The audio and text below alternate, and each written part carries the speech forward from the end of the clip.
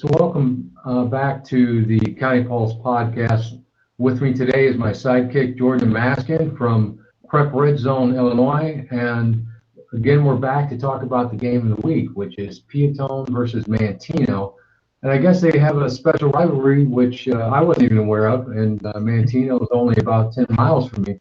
Can you talk a little bit about that rivalry and kind of get into how it all started, if you know, and kind of what the history of that is? Yeah, so it's a rivalry game. It's called the Rumble on Route 50 because the road that connects Peotone and Manteno is Route 50.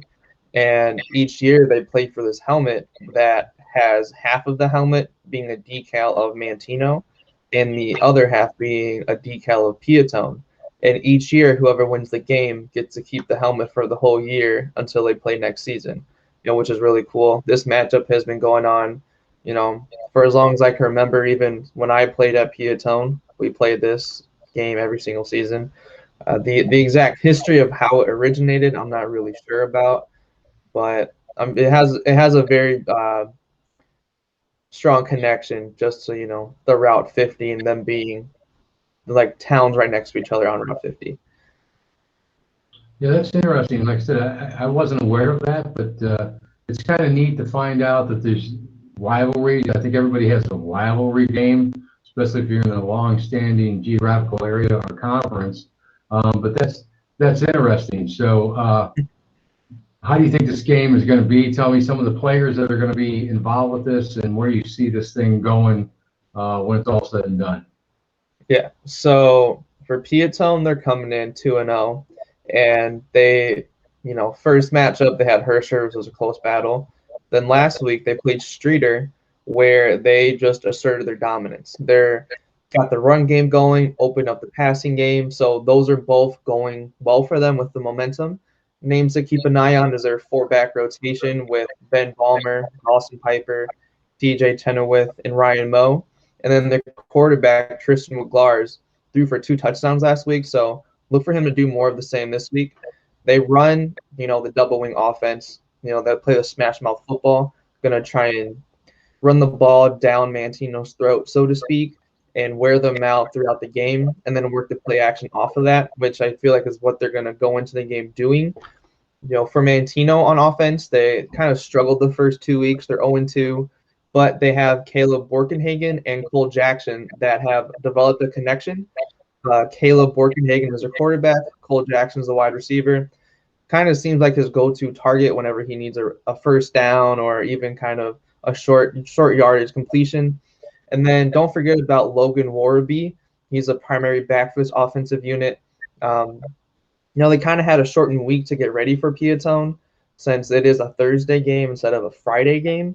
But I do think that, they're going to want to get the run game going early, and the Panthers might come into the game with 1 or 2 special packages to kind of get Peotone on their toes and have like either a quick touchdown or like a 50-plus yard run or 50-plus yard pass that Peotone wasn't prepared for. On defense for Peotone, they have Tyler Hendricker and Austin Massat, who have dominated last week against Streeter. Now, Austin normally plays D tackle for them, but he got switched to DN last week, and he ended up having 7 tackles, 2 tackles for loss, and 1 sack. And Tyler Hendricker had 5 tackles, 1 tackle for loss, and a sack as well. So these are 2 dominant edge rushers that they have right now, and it's going to be hard for Manteno to run outside zone plays on them. So, look for Manteno to, try to do the outside, but might stick to going inside because that D tackle position isn't as strong since Austin moved out of there. Now, for Peotone, they're going to start in their base 3-5 defense. But as the game continues, look for them to bring pressure, through many angles, inside, outside. They have those 5 linebackers that they can blitz at any time, at any given point in the game. And this will disrupt Caleb Borkenhagen's timing with his receivers downfield, which can cause, incompletions. It can cause a fumble, interception, things of that nature that will go in Peotone's favor. For Manteno, the big thing for them is just playing aggressive and coming out in the get-go and trying to get a 3-and-out or, have Peotone punt on their first drive. So it kind of takes away the momentum that they carried in from week 2. Two players that come to mind are Manny Carrera, who finished with 6 tackles, 1 sack last week, and Jack Prinderville, who finished with 5.5 tackles last week against Coal City. Now, for Manteno to focus on heading into the game is going to shoot the gaps and stack the box with all 11 other players, because Peotone is a primarily heavily run-focused team.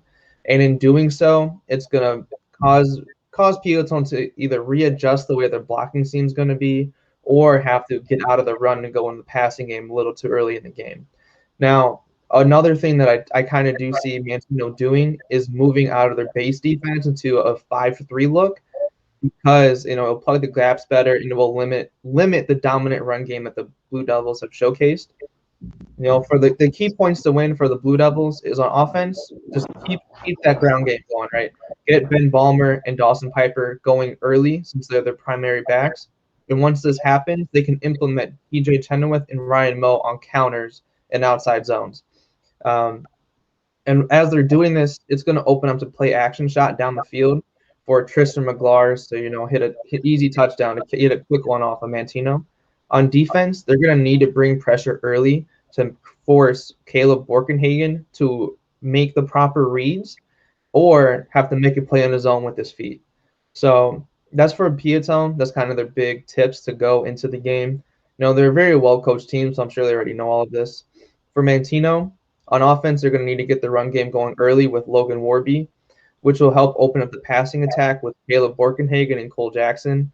What I do think that the Panthers should focus on for their passing game is their flood concept, because going up against the aggressive Peotone defense, it's going to kind of force those outside linebackers and corners which level of receivers are going to guard, because in theory, when you run the flood concepts, one person's always going to be open, right?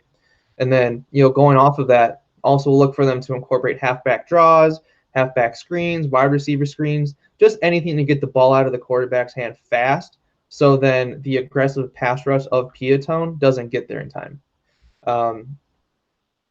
And then on defense, they have to stack the box with all the 11 players, shoot the gaps, and force Peotone to pass the ball. It will give the Panthers a really good chance to win this game. Now, both these teams are very well coached. They know each other fairly well. They play each other every single season. Overall, it's just going to be another great Rumble on Route 50 matchup between these two teams. There's no doubt in my mind that each team's going to have a player or two dialed up specifically for this game, where they're only going to run it here. So it's going to be kind of a one-trick pony type of play. I do think that the dominance that Peotone has showcased, that they're going to win 31-17 against the Panthers, since the Panthers have struggled so early in the season. But I wouldn't be surprised if in the first half it's a close game, and then in the second half, that's when Peotone just runs away with it. And so with that, do you have a score prediction? Sounds like you're thinking Peotone's going to possibly win this. Do you have a score in mind? Yeah, so I have Peotone winning 31-17. Okay. And then how'd you do last week? Let's go back and revisit. Did you win last week based off of what you were telling us the prediction was going to be from your game of the week last week? Yeah. So, trying to think. Peotone beat Marian Catholic. The score wasn't as close as I thought it was going to be, because Marian Catholic's run game got completely shut out, and they weren't able to produce as much as I thought they were with their superstar running back. So Peotone ended up winning 57-14 instead of like the I think 35-24 score I had for that one. And then the other two games, the teams I said would win also won. It just wasn't the exact score that I said. But so are you telling me you're like what 4-0 now in your predictions? Yeah. I'm gonna have to listen to you. Are you good at fantasy football? Maybe you can help me out there. Well, good. So that's going to be an interesting game. Are you going to be able to watch that game, you think, with Peotone and Manteno? Yeah, so I'm watching it tonight. Okay, great. So let's get into talk a little bit about what we got coming up this week with BBCHS versus Andrew. Of course, BBCHS is my alma mater. It's where our son plays, and so I always want to talk about that. Probably always be biased towards him. I guess if he went to Kankakee, I'd be happy with Kankakee or Bishop Mac or Peotone or Manteno. But BBCHS, the first two games, they played some real top quality teams, Lincoln Way Central, and then they also played Bolingbrook. Bolingbrook is came off as you said last week, it came off a loss against Lincoln Way East, I think it was, and a pretty bad loss. So they came out for blood, and they did pretty good as usual. They're fairly big powerhouse in their class, and so I think you have to look at incremental changes that seem to be helpful. So the quarterback issue last week wasn't an issue because one of our quarterbacks was hurt. So we had in the sophomore who's playing varsity, and he did pretty well. He had some issues I think the first week of times with getting out of the pocket, being chased down and not getting rid of the ball. I think he's learned from that. He had some pretty good completions. I think part of the problem for him was there was this, as there has been over the last several days, a pretty massive wind coming. And so it was used to his advantage when he was heading with the wind, but against the wind, it was a little bit more difficult. And so sometimes when you set up that play, you're going to go long, and a big headwind, it kind of creates this loft that you don't really want. And I think Bolingbrook was a little bit more precise, a little bit more across the middle and stuff. And so Bradley did not come away with the win. But again, as you go back and look at their game films, and I'm sure every parent and player that plays on a team can go back and look at their huddles. I'm sure their teams put those up, and you can go through those fairly quickly. You can see the incremental growth. This week we head into Andrew. I think it gets a little bit easier for us.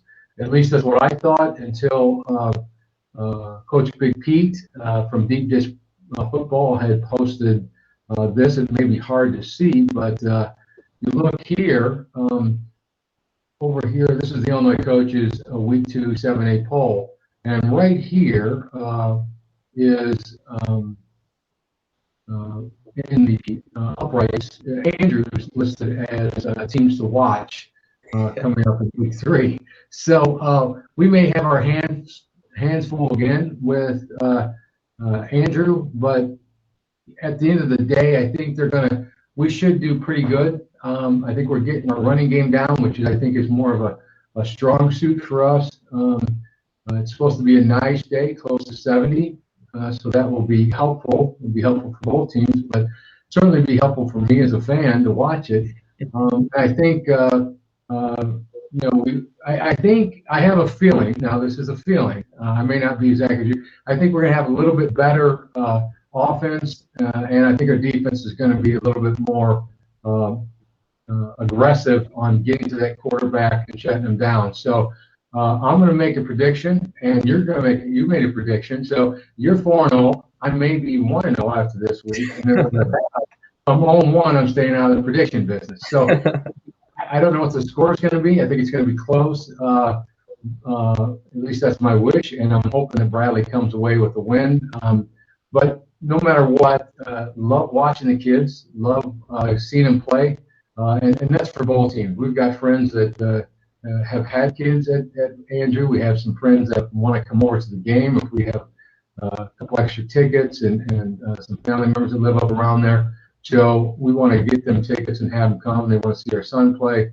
But I've always had a lot of respect for Andrew, and I think they're gonna put a good product on the field. And then I have to give Big Pete some crap for kind of raining on my parade. I thought, well, this is it. We can spread our wings and we can do what we got to do. But it sounds like Andrew's doing pretty good. And they're a team to watch. So do you have any thoughts or you have any ideas about Andrew? Have you done any look at them or BBCHS?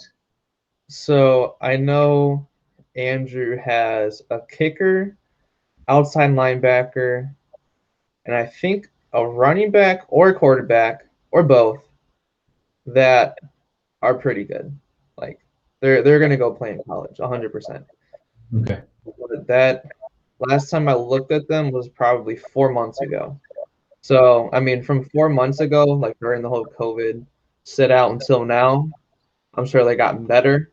So those are kind of going to be the positions to watch going into the game because they're game changers. They can make a play in an instant, and it can be like a 3rd and 15, and boom, 45-yard touchdown, just like that. So. Well, that puts another pressure on Bradley, at the corners and the backs to be able to figure out what they're doing out there. So that can create some problems for us. But I think it's amazing to me. I think last week when we played Bolingbrook, they announced they've got a Michigan commit. I was looking at rivals and some of the commits that they've got, and I think they have several. I don't know if they've left. Like when you were talking about Manteno, Geske. I think it left at the end of December. He graduated early and went to Illinois early, if I'm not mistaken. So I'm sure they miss him. And they had guys looking in 2021 with Bolingbrook that were, D1 guys that were signed, but they didn't mention them at the game. So it's hard to say sometimes because, those colleges, if you can finish up early in December, you're a good player. You could be an impact player. Especially that first year, they want you on campus in January to start and get a handle on the college life, kind of what you're going to be doing in class, and then really getting you ready on the field. So when that fall season comes, you're really ready to go. So it sounds like we're going to be running into some other kids. So you worry about it as a team, right? You think, man, we have to run into these guys, but I think from a football perspective, if you love the game, you love seeing it, right? And kind of a quick analysis. When my daughter played travel softball, and she's with a great organization here. When we were younger, we played up as high as we could at times. So we went in 8th grade with a travel team down to Tennessee, and we played in a tournament, and it was a band tournament, meaning freshmen had red, sophomores had this, that, and we went down as 8th grade. They didn't have a band for us, so they had to create a band for us. We ended up playing as 8th graders against almost the whole team was the University of Tennessee freshman players because it was 18 and under. So after college, even though they're going to college, they can still play at 18 and under. And our girls were concerned about it. In softball, but they ended up, I think they beat us 3-0. I think we held our own. And while we were concerned as parents, why are we doing that? The thing that the head of the organization, Dave Betcher, taught us was if you want to be the best, you got to play the best. And so for our kids this week at Bradley, sounds like another round of playing some of the best. And so that's the only way you're going to be the best. And I think that's what college coaches want to see. They want to see how do you compete against these guys that are going to be top players at Division I programs, that are going to be, kind of folks that are going to challenge you in a way. And for you as a player, that ups your game. You have to look at that game as, hey, I've got a guy across from me, or a guy that's quarterback or running back that is going to Michigan, Notre Dame, wherever it may be, Stanford, Alabama, who knows where they're going. But you have to take that as a personal challenge to be able to challenge that player, to be able to say, hey, this is what I do, and then go back, as we said last week, get your highlights for that week. You've had some good interactions with that D1 player, and you haven't got to that D1 level, or you're not at that D1 level. I think that's an important thing to put out for folks to see. And to highlight, like, hey, I went up against this guy and I held my own on several plays. So that's probably what we're going to do. I know our son, Grayson's going to do that. We're going to focus on, trying to be the best he can be, whether it be on offense. He does do some defense. That team's kind of moved a lot of folks around just to fill in gaps.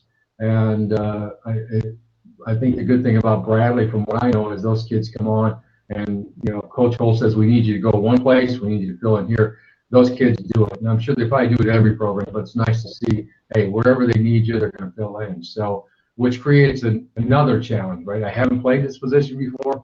So, how do I hone my skills each week and become better at that position? And I think that's what coaches at all levels want to see. Are you a team player, and can you adjust to something that maybe you're not necessarily used to? So, thanks for kind of raining on my parade about the Andrew game, but I'm going to hold my prediction. I think we're going to hold them and beat them. If I come back and we got beat real bad, we're just not even going to talk about that next week, Jordan. Okay? But yeah, I'm looking forward to it. I'm looking forward to watching the Peotone Manteno game. Now that's tomorrow night, right? No, it's tonight. Well, that's right. That's a Thursday night game, isn't it? Yeah, I forgot. It's such an odd year that we see some games that are played Mondays and Tuesdays and whenever you can fit them in. So it's a Thursday night game. Now, is that something that's behind a paywall, or is that something that they're going to stream? Do you know? So it's going to be streaming on the NFHS website, and it's free to watch. Oh, it's free to watch. Okay. Yeah. So good. Maybe when we put this out, we'll put something out about that. Maybe if you've got a link or you know what that link is, send it to me. We'll get it up in the post, and people can check it out. And if you're a high school football lover and you like to see good football and certainly sounds like a historic rival game of the Peotone Blue Devils and Manteno, is it Wildcats? Is that what they are? The Panthers. The Panthers. I think there's somewhere in the cat family. I didn't want to say they were like felines or anything, but the Panthers. So that's going to be a great game to watch, and you can also watch it and then see if Jordan's holding up to his prediction if they're going to win. Right? Yeah, it starts at 6 p.m. instead of like a 7 p.m. normal start time at 6 p.m. because there's only the varsity game. There's no JV before it. Okay, that's the other odd thing this year. We started a couple games. We're doing more Saturday games, and then we're doing 6 o'clock games because I think at least with us, they've moved a lot of those games, those sophomore games, to Mondays. Yeah. But like tomorrow, we're gonna, some of us are gonna work our booster club table tomorrow because the kids, since they're on spring break, the sophomores will play tomorrow afternoon on a Friday, and then we'll play on a Saturday. So your traditional sophomore varsity Friday and freshman Saturday. COVID's knocked that out, and I think the coach is just trying to plug in where they can plug in, right? That seems to be the challenge for all the schools. Yeah, but also because tomorrow's Good Friday. A lot of teams that would have played on Friday switched their game to tonight instead. So like throughout Illinois, you have half of the teams playing today that would have played tomorrow, and then you have a third playing tomorrow, and then a third playing Saturday. So if you wanted to, you could see a lot of games, I guess, if you weren't all locked into, I'm going to watch this particular game on Friday night at 8 o'clock or 7:30 whenever they start. Sounds like you can watch games Thursday night, you can watch a game Friday night, and you can watch a game Saturday. So, well, it sounds like you've got are you have any other games that you may be looking at this weekend, or is your plate full? I know you're with PrepredZone Illinois, you're writing a lot of articles, you're doing a lot of things. Do you have anything else on your plate as far as games this weekend? So today is, the Peotone versus Manteno game. Tomorrow, I might watch a game if I can find one. I'm still trying to look at one that I can hop on a live stream to watch. And then Saturday, I'm going out to St. Francis, and they're taking on Aurora Christian. Okay, great.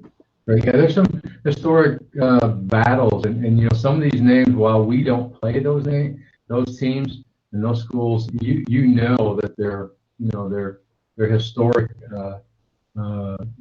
programs that have winning records. They're the dominant forces. But it's interesting, the game you talked about with Cretin-Monee. Cretin-Monee's kind of making their own history and doing a lot of great things up there. So that's, I'm always excited when they get closer to us, right? So it's great that the Chicago schools do good, or the Chicago suburbs, but when you start having programs around you that are moving up, it's good. And really, I looked through all the polls, and we've got a lot of teams that are doing pretty good. Bishop Mac's doing well. I think Dwight's doing well. Wilmington's doing well. So a lot of these smaller schools are out there that are really competing in their classes, and it's pretty nice to see.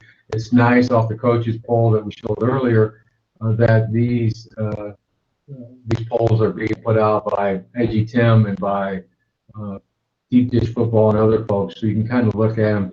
And it's always nice looking down at the lower schools that may be a little bit farther outside of the metropolitan urban areas to see these teams are playing. And, don't discount, Peotone. Don't discount Clifton Central, another powerhouse. Yeah. So some of these schools are just they're I don't know how they do it. I don't know what they feed them, but they're the Central Commons seem to have a program that is just a matter of, as they used to say, reloading, and they reload, and every year they seem to put a good team on the field. So I'm gonna have to talk to their coach down there and see what they're putting in water or putting on the plate down there, because they certainly have.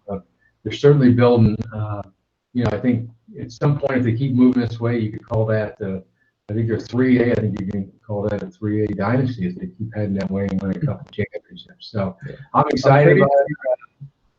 Pretty sure they're top 15. I think they're ranked on the top 15 for their division right now for week 3. So that's pretty cool and exciting. It is, and the only disappointment that I have in that is that these teams are ranked. They in normal years they'd have a chance to be knocking on state tournaments, conference championships, and state championships, and they're not going to get that. But I think the schools that I mentioned are again getting into where their football programs, they're producing a lot of kids who want to play football, who can learn the programs and the systems that are in place. And so even though they're not going to get it, and it's a disappointment, I think, or get the opportunity to play down there, I think it's going to be next year for some of these schools. It might be the right time for them, but it is a tough year for them not to do that. It's a tough year for us. You want to see more games, see kids play, and stuff like that. No matter what kind of result it is, you just want them to have that opportunity. So, well, very good. Let's look forward to the game tonight. When we put up the tweet, we'll go ahead and get that out, and we'll try to plug in the link to it. So if someone wants to jump in, and we'll tag the Manteno, Peotone football programs as well as the players you mentioned, and then we will try to tag those folks and get those in there so they can, one, see it before the game tonight, and then also be able to watch the game if they're not making it out there. A little bit chilly today, so some people may want to stay home if they don't have. You can't stay home if you got a kid playing. That's obvious. But grandma, grandpa, aunt, and uncle, fans may say, "Hey, I can watch it from the comfort of my house," and do that. So we'll get that out. If you can get the link to me, we'll get that out, and we'll get that out hopefully early this afternoon.